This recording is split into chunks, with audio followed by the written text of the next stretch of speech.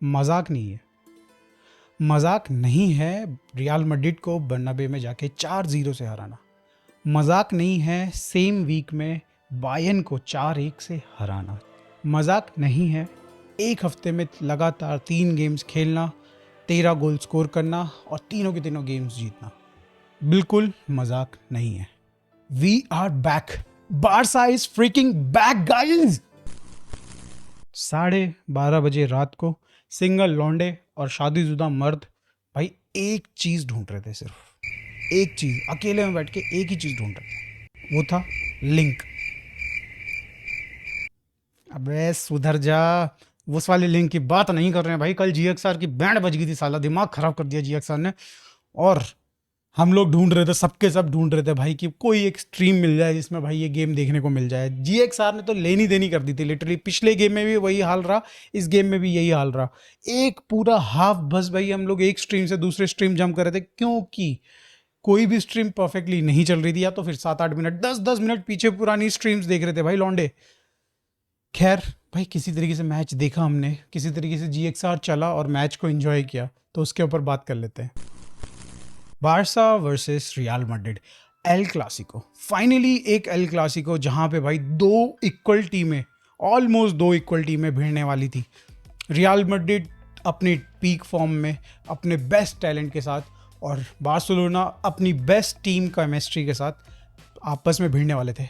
और ये एक एल क्लासिको यार बहुत सालों बाद वापस आ रहा है देखने में। जो क्रेज़ एल क्लासिको का था वो कहीं ना कहीं फीका पड़ रहा था, जो चमक थी भाई इसकी वो फीकी पड़ चुकी थी।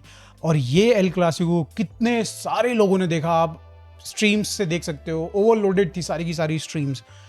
अगर गेम के बारे में बात करी जाए, एक तरफ थी बार्सिलोना जिसको बहुत कुछ प्रूव करना था, ऑलरेडी वो एक अच्छे रन में चल रहे हैं, मगर बड़ी टीम्स के सामने किस तरीके से परफॉर्म करते थे ये क्वेश्चन हर कोई उठा रहा था। रियल मैड्रिड के सामने किस तरीके परफॉर्म करेंगे, उनकी हाई लाइन, ये क्वेश्चन बार बार उठ रहा था। और दूसरी तरफ थी भाई रियल मैड्रिड इटसेल्फ, जहां पे भाई टैलेंट एंड हिस्ट्री है, shakes hand together right, literally भाई दोनों का एक मिलन है भाई। कि इस समय जो पॉइंट पे अगर जो रियल मैड्रिड अगर आप देखो तो भाई पिछले सीजन क्या नहीं अचीव किया उन्होंने, और भाई इस सीजन उनके पास दुनिया का सबसे बढ़िया टैलेंट एम्बापे, विनीशियस जूनियर जो कि भाई बैलन डोर की रेस में नंबर 1, और too many good players they have. और एम्बापे को प्रूव करना था कि भाई वो खेल सकता है रियल मैड्रिड के लिए। जिस तरीके से उससे एक्सपेक्टेशन लगा रखी है, जिस तरीके से भाई रियल मैड्रिड ने उसके लिए इंतज़ार किया है, उसको ये दिखाना था कि वो वर्थ इनफ था भाई उस इंतज़ार के। मगर इन दोनों में से एक ही चीज़ पूरी हो सकती थी, वो थी बार्सिलोना की विक्ट्री। दैट मीन्स कि एक टीम की विक्ट्री, पूरी टीम जीती है। आप एक उंगली नहीं उठा सकते बार्सिलोना की परफॉर्मेंस पे, एक प्लेयर की परफॉर्मेंस पे आप उंगली नहीं उठा सकते लिटरली कि ये प्लेयर खराब खेला होगा।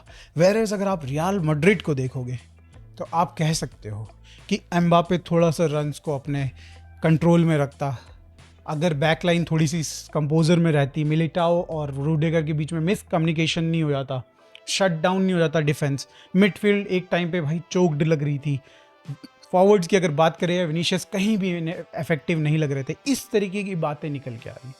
बट बार्सिलोना के बारे में मुझे नहीं लगता है कि किसी ने एक पॉइंट भी बोला होगा, बोल सकता है, because they were perfect, literally they were perfect. First half was real Madrid's half, they were crazy यार। अटैक, क्या अटैक कर रहे थे भाई वो लोग, लिटरली क्या अटैक कर रहे थे। मगर highline survived right, Barcelona survived. एक ही क्वेश्चन हर कोई पूछ रहा था कि बार्सिलोना की हाईलाइन सर्वाइव कर पाएगी क्या। सब यही कह रहे थे कि भाई Mbappe and Vinicius will have a feast.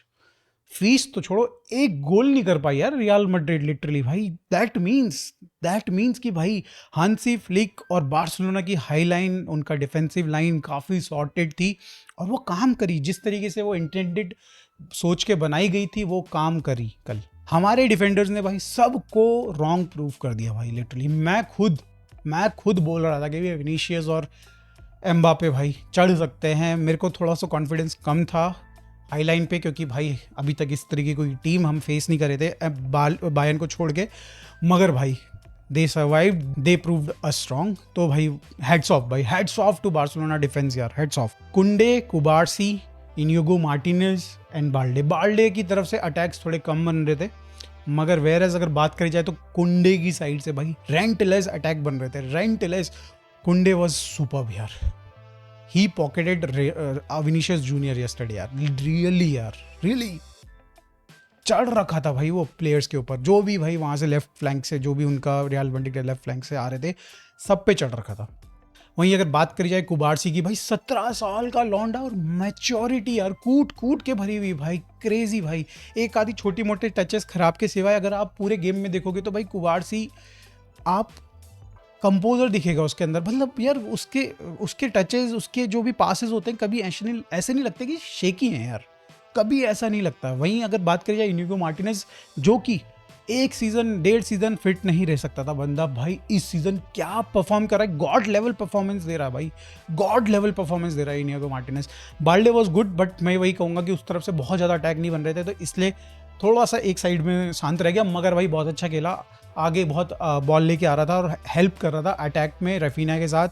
अगर आप बात करो भाई कहीं ना कहीं मिडफील्ड में भी हेल्प कर रहा था, तो बहुत बढ़िया कंट्रीब्यूशन बाल्डे की तरफ से भी।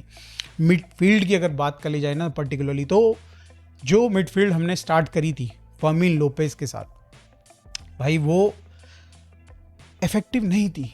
कहीं ना कहीं हमको दिख रहा था कि भाई फर्मिन लोपेज को हम अनलॉक नहीं कर पा रहे, बिकॉज क्योंकि हमारे डिफेंसिवली हमारे प्लेयर्स ऐसे कम पड़ जा रहे थे, because the talent real Madrid have.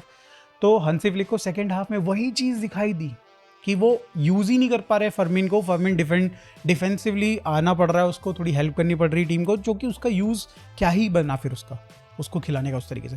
तो he changed it, he substituted him. और भाई उसके बाद आपको पता ही है फ्रैंकी डियोंग आते हैं। फ्रैंकी डियोंग सेकेंड हाफ के स्टार्टिंग में आते हैं और आते साथ ही मिलता है बार्सिलोना को कंपोजर। वो एक स्टेबिलिटी लेके आते हैं भाई गेम में। रियल मैड्रिड फ्रैंकी डियोंग के आने के बाद से, और कहीं ना कहीं ऑब्वियसली इस चीज़ में हांसी फ्लिक का हाथ होगा, उसने ज़रूर कुछ ना कुछ इनपुट दिए होंगे बेस्ड ऑन जो भी मतलब फर्स्ट हाफ में उसने देखा, तो उसके हिसाब से फ्रैंकी डियोंग के आने के हिसाब से ये दोनों के जो फैक्टर्स हुए ना, उसके बाद मेरे को नहीं लगता कि रियल मैड्रिड वाज इफेक्टिव। कहीं पे भी मेरे को नहीं लग रहा कि रियल मैड्रिड का अटैक जो था ना उतना इफेक्टिव रह गया था।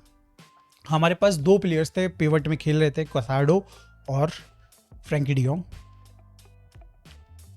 उन दोनों ने संभाल रखा था। और उसके बाद अगर बॉल आगे निकल भी जाती तो डिफेंसिवली भाई फर्स्ट हाफ सर्वाइव करने के बाद तो ये डिफेंस तो भाई कॉन्फिडेंट इस लेवल पे पहुंच गया था इनका कॉन्फिडेंस की मत पूछो, क्रेजी भाई। अगर इनिगो मार्टिनेज के आपने देखे हो टैकल्स ना भाई बॉक्स के अंदर, भाई वो विनीशियस जूनियर को एंड मौके पे लास्ट मोमेंट डिफेंडिंग करके भाई निकाल दे रहा था। मतलब विनीशियस को तो मुझे लग रहा है कि कल चांसेस बनाने के भी नहीं मिल पाया यार, बिल्कुल भी opportunity.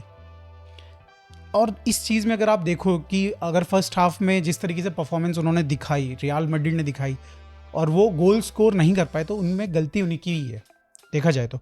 Real Madrid should have scored in the first half भाई, Mbappe should have scored in first half, Vinicius could have also scored in first half. तो मतलब काफ़ी सारे चांसेस ऐसे बने थे, इतना प्रेशर माउंट हो चुका था बार्सिलोना के लिए कि कभी भी भाई सकम कर सकती थी वो, बट समहाउ रियल मैड्रिड की तरफ से एफर्ट्स कम थे, फिर बार्सिलोना की तरफ से एफर्ट्स ज़्यादा थे, जिसकी वजह से सर्वाइव कर गई। बट जो सेकेंड हाफ में जो चेंजेस हुए उसके बाद भाई गेम पूरा अनलॉक हो गया बार्सिलोना के लिए, पूरा कंट्रोल बार्सिलोना के हाथ में आ गया सेकेंड हाफ। तो मुझे नहीं लगता कि रियल मैड्रिड के पास कभी कंट्रोल गया भी। अगर प्लेयर्स की बात करी जाए मिडफील्ड में हम थे तो भाई कसाडो ने जो पहला पिक लिया, अगेन मैं बोल रहा हूँ हम बहुत इन सारे गेम में इतने अच्छे अच्छे प्लेयर्स हैं भाई, और कई बार हम लोग कसाडो को मिस कर जा रहे हैं। पिछले गेम में भी भाई की प्लेयर था बायर्न में के गेम में, पहला ही सेकंड पास जो उसने रफीना को बना के दिया था सेकंड गोल के लिए, that was one of the key passes. और इस गेम में भी पहला भाई की पास उसने दिया, क्रेजी भाई।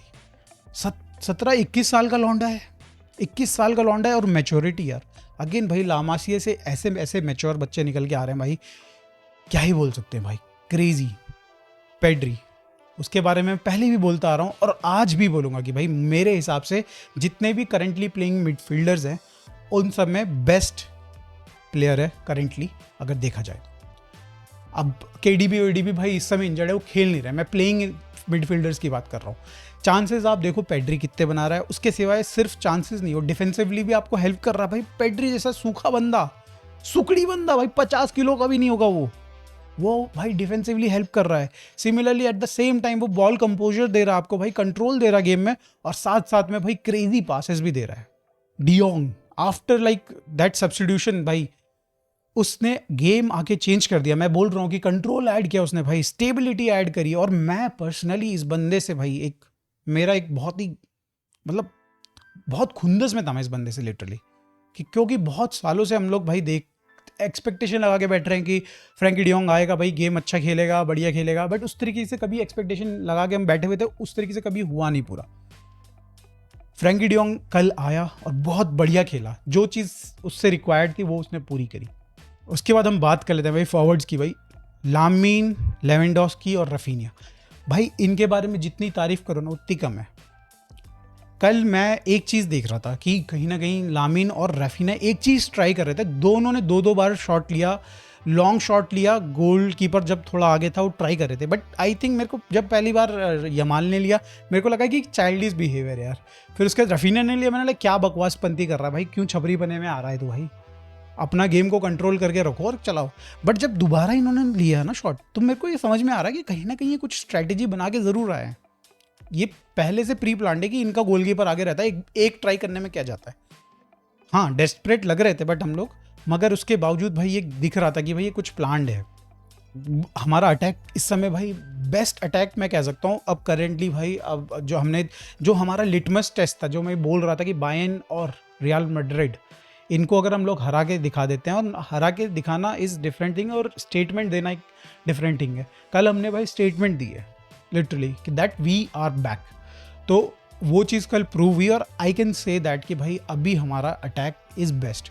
आप ठीक है विनीशियस और एम्बापे कल को फॉर्म में आ सकते हैं, but currently we are best. हमारा डिफेंस इज़ वेरी गुड, हमारा मिडफील्ड इज़ बेस्ट, हमारा अटैक इज़ बेस्ट। तीन चीज़ें हमारी इस समय काम कर रही है।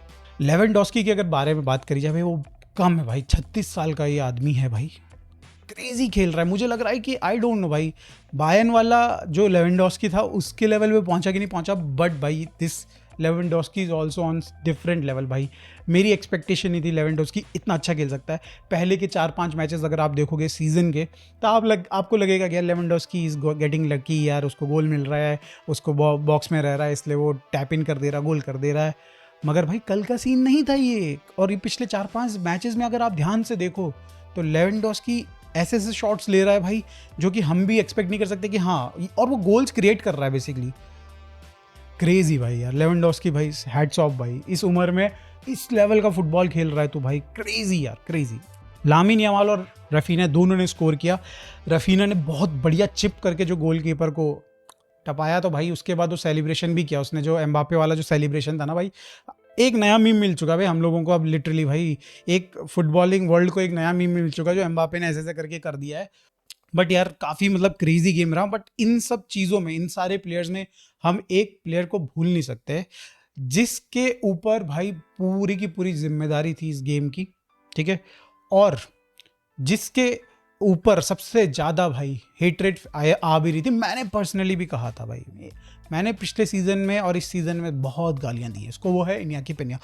ओ माय गॉड भाई क्या गोलकीपिंग करी उसने भाई, क्रेजी क्रेजी भाई, क्रेजी क्रेजी, क्या स्टॉपर करे हैं भाई उसने। आज देखो, अगर आप देखो तो भाई मुझे अर्जेंटीना वाला गेम याद आ गया अगेंस्ट फ्रांस, जिसमें वो कुल्लू मनाली पहुँच गया था, कुल्लू मनाली तो वो पहुंच गया था भाई बॉल लेके, और भाई जो मार्टिनेज ने भाई क्या ब्लॉक लगाया था, सिमिलरली कुछ उस तरीके का उसने ब्लॉक लगाया अगेंस्ट विनीशियस या फिर एम्बापे आई थिंक, तो सिमिलरली उसी तरीके लगाया। और उसके सिवाय उसने स्टॉपर्स भी करे काफ़ी अच्छे काफ़ी शॉट्स को रोके, तो मतलब ठीक है बहुत बढ़िया। और उसके बाद कल मुझे एक्चुअली फाइनली इनियाकी कॉन्फिडेंट दिखा।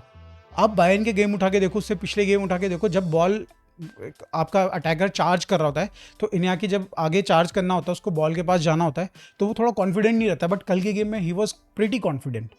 तो मतलब भाई सीरियसली इम्प्रूव्ड। और सॉरी भाई, सॉरी इनियाकी मेरे भाई, हमने तुम पे शक किया। सॉरी फ्रैंकी डियोंग भाई, हमने तुम पे भी शक किया, बट फ्रैंकी डियोंग को अभी बहुत कुछ प्रूव करना बाकी। इनियाकी ने इस पूरे सीजन में एक भी मिस्टेक नहीं करी है, जबकि हम लोग गालियाँ इतनी दे चुके थे कि जैसे ज़ाले ने हरवा दिया हमें सारा ला लीगा और चैंपियंस लीग।